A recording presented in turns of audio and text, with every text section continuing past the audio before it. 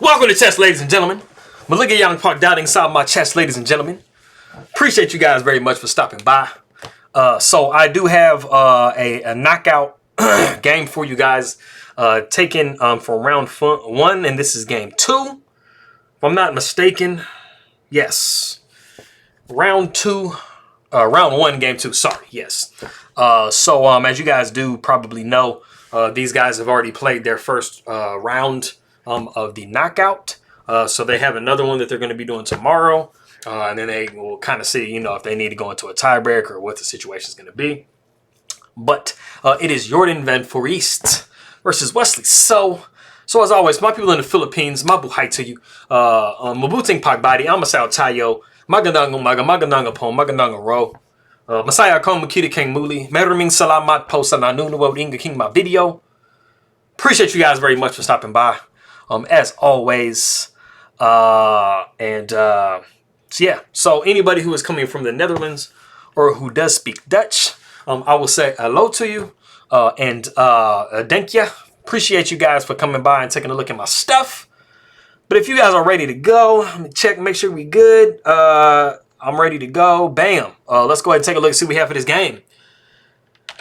We have e4. e5. Knight comes to f3. Knight to c6. Bishop to b5. So, as I'm always telling you guys, this is going to be the most common way that you see the Ruy Lopez played. It's just asking a big question to this knight already. Because it is, at the moment, the only defender of this e-pawn. So you're just making a direct attack. And you're letting black know, hey, I want to get rid of your knight, maybe, and I want to try to get a pawn. Pretty much. That's, it's plain, it's clear. You're not being subtle about your intentions at all. So we have knight to f6, and this is just a counter attack. It is like one of the earliest switch and zug moves that you can play in a game. You're just basically saying, okay, you can get my e-pawn, but I'm going to get your e-pawn. So, usually you see castles in this position, and you just go into a typical Berlin. But we actually see d3, and then bishop comes to c5. We have bishop to g5, all really standard, normal stuff. And this next move is a move. It's not a bad move at all, but it is the novelty of the game, and it is probably going to catch some of you guys by surprise. Knight to e7. You're probably thinking like, wait a minute, why am I just backing the knight up? I already developed it. That's kind of the point, but it is actually, like I said, it's a legitimate move that you can actually play just to basically just get rid of this pin. Just get out of the pin. So it's not, the move isn't bad in itself. It looks kind of weird. Because not only are you pretty much kind of like backward developing the knight, but you are making it possible for black to capture here, which all this isn't bad. We're still doing good. But this is the novelty of the game, like I said. Bishop takes on f6, pawn takes on f6. We have d4. Just expanding our, kind of space in the middle of the board. And, of course, black does want to try to possibly open the game up a little bit, just because, black, they aren't kind of as far ahead as white is. White is close to getting castled. They have the possibility of playing knight to c3. And you can see black is a little bit jumbled up with their pieces at the moment. So pawn takes d4, and we actually see castles by white. And we actually have c6. Now, if we back up, it is at this point in the game that you do have the ability to play the really, really strong, like super logical move, actually rook to g8. And it's just pretty much like you're taking advantage of this open file. So like what you have to think about is you have a damaged structure on your king side. So that's not typically where you want to castle at. And then, you also think, hey, man, I have this open file. So why not try to take it over with the rook? So this is pretty like fundamental stuff that we're talking about. But in the position after castles, we do have the ability to place a tempo on the bishop first before we do that. And then bishop comes back to c4. But Wesley So actually decides to castle in this position. And, it's not like super alarming. You can definitely get away with castling, especially because, you have the ability to, back up this knight on g6 and possibly hold it there. And have a chance of possibly, maybe trying to, fix your structure a little bit on a good day. But it is in this position that, you actually still have the ability to go rook to g8. And basically the computer has suggested rook to g8 the last 2 moves. So it's like super, super logical. And then, you have a possibility of maybe pushing d6 or d5.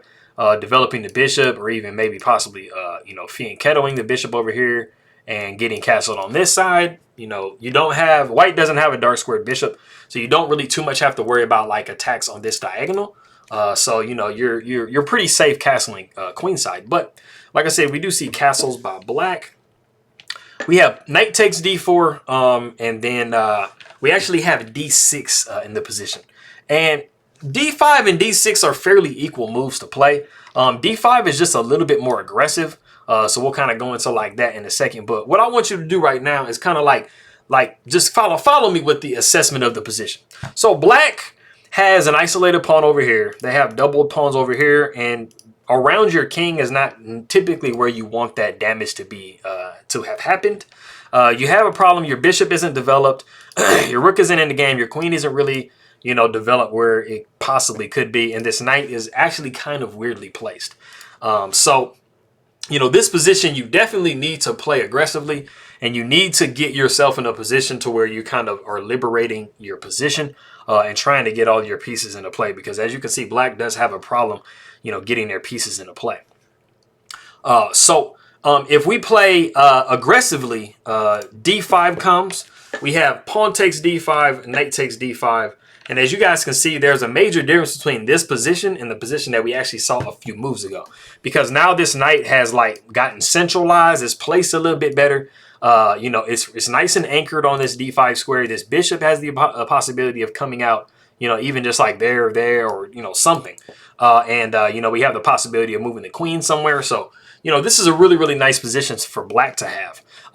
The position that we saw in the game was d6. We see knight to c3, f5. So, I mean, you know, you're still kind of doing that as black. So, I mean, even this position, even though the other position was a little bit more like aggressive, this is definitely still a legitimate position right here. Queen comes to d2. And now, you know, white has pretty much completed their development. They're looking good. You know, they're just a little bit further ahead as far as trying to attack black. So that's the issue that black is kind of facing in this position, is the fact that white is ready to pounce on black already. So you have to be very careful how you play. King comes to h8, trying to sidestep any like g-file situations. We see rook a to d1. Bishop comes back to b6. Knight down to f3. Pawn takes e4. We have knight takes e4. And then we have a knight to f5. And this kind of allows a nice move for white, but then there's also some nice moves for black as well. So the move that we actually see from white is g4. And as you guys can see, you remember me talking earlier about this rook coming over to the to g8. Since the rook is not on g8, now that pawn is pinned, you have the ability to try to see if you can like get rid of this knight a little bit.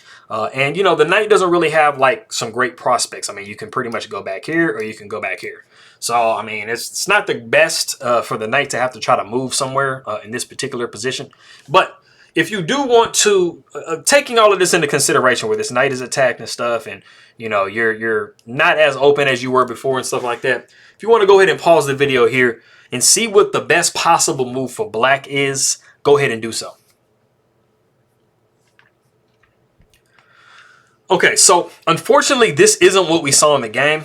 And I will say, probably from what I said earlier in the game, you might be thinking rook to g8. That actually would be incorrect because the bishop can actually take on f7 and put a tempo on the rook. So that's not the most convenient situation ever. Plus, you know, you kind of have some queen to c3s to be thinking about as well. So it's kind of iffy. And then you can just sidestep with your king over as well. So it's not rook to g8. It's also not moving the knight. If you move the knight back here, you're pretty much putting it in the same bad position it was in before. You also have this pawn to worry about. The queen is really blocked. It's not influencing. So this is a really bad position for black. Also, like what we actually saw in the game was knight to g7. And this is like really actually deadly. This is just losing on the spot. It's a game losing blunder. And I'll get into that in a minute. But after we see this position, like I said before, after g4, it's actually completely best to place a counterattack on white. Now, something I want you guys to be paying attention to, like when you're playing your own games, when you're thinking about stuff, whenever you are attacked in a game, automatically you want to think like, hey, is my piece being attacked? Like, do I need to move it somewhere? Right? But also what you want to think about is there some type of a counterattack or a Zweichenszug move that I can place on the opponent as well, so that I can try to get out of this attack that he's putting me under. So in this particular position, you have the G4 move, your knight is attacked, right? So immediately you're thinking, I gotta move my knight, right? But if you like kind of calm down and assess the position and say, hey, what else can I possibly do? Then you would notice that white actually has their own knight that is undefended as well. So the top move in this position to go on the counter attack is actually to move your queen to E7 and recognize that you do have an attack here, but you also have a counter attack on this knight. And it's solving some of the problems that you kind of had before as far as your pieces not being able to get out. So if white wants to go into this trade, pawn would take F5 and then you have queen taking E4. And this is just like demolishing the position for black, because not only have you opened the G file against yourself, this bishop is going to come out with a tempo, this rook is going to swing over, and this is just really nice for black.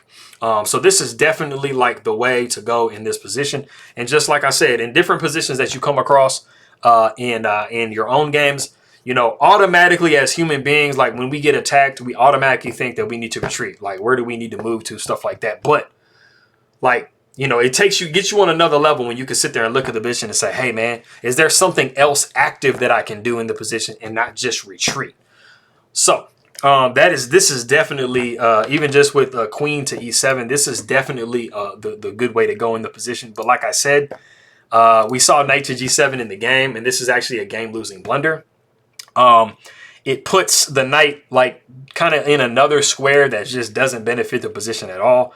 And it allows just too much penetration for white. So what we actually see as the follow-up from Jordan Van Foreest is queen to H6. And this is just like a nightmare killer move. And the main problem that you have in the position is there are two knights that can jump to G5 and you're threatening checkmate in one. And also once a knight gets here, you are also threatening knight takes F7 with some checks and some discoveries. This is just like a position that you just can't win, period, as black.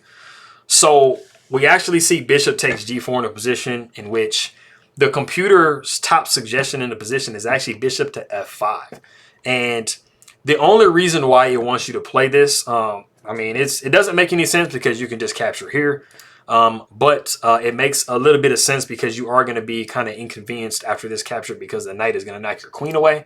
But like the way that the computer is thinking is that you have to you have to protect this H7 pawn, this square, because these knights are unstoppable here. And so after knight E to G5, backing bishop up to G6, and then after knight to H4, you know, something is going to have to give, because if you eliminate this bishop, it's checkmate here next move. So the queen would have to take in this position. The queen would take, and this is the only way to like basically put off some checkmate. Also, the other move as well is bishop takes C2, and you would actually be looking at rook takes D6. Queen would probably sidestep over to C8, and then you would see H3 protecting this pawn. But as you guys can still see, I mean, you have all of these situations coming up. You know, this knight can come here with some type of a discovery. I mean, this is just not a position that you really want to be in at all. So that's like kind of the price that's paid by going knight to G7.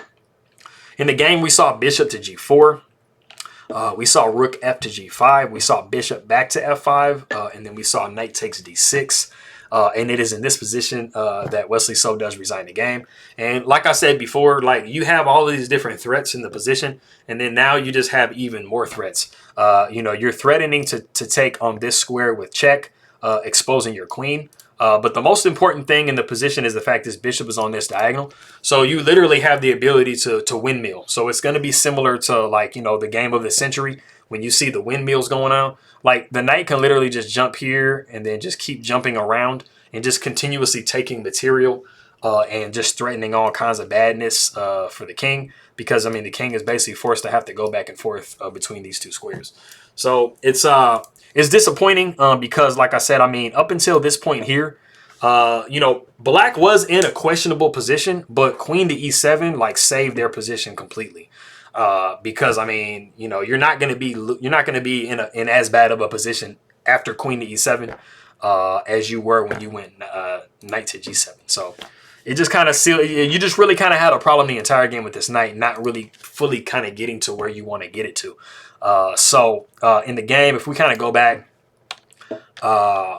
in this position here, I did see in the database that there was a game of Wesley So's where he actually went knight to d4, and this was actually, you know, a nice move.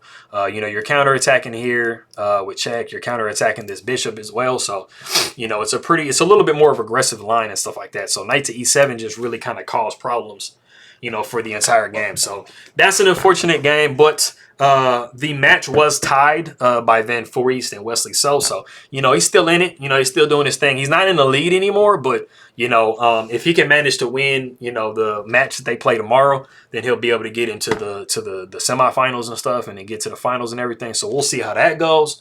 But I appreciate it very much. Thank you for anybody coming from the Netherlands. And my people that are from the Philippines. I'll throw these good mornings in real quick. Maanyong buntag, mayad na agahan, ninebag na bigat, masantos ya kabosan, marhe na aga, buenos dias, maanyong aga, mapi na uma, kapi and kapa no dios, mayapa abak, maupe na aga, Mapia agay, mapia cup of pizza, my big abukla, marja na buntag, marya my not, malpe na aga, kasanyangan si LB, salam, assalamu alaikum to you. And for my people in the Philippines, I will say pa alam and makita tayo mamaya. Appreciate you guys, all right?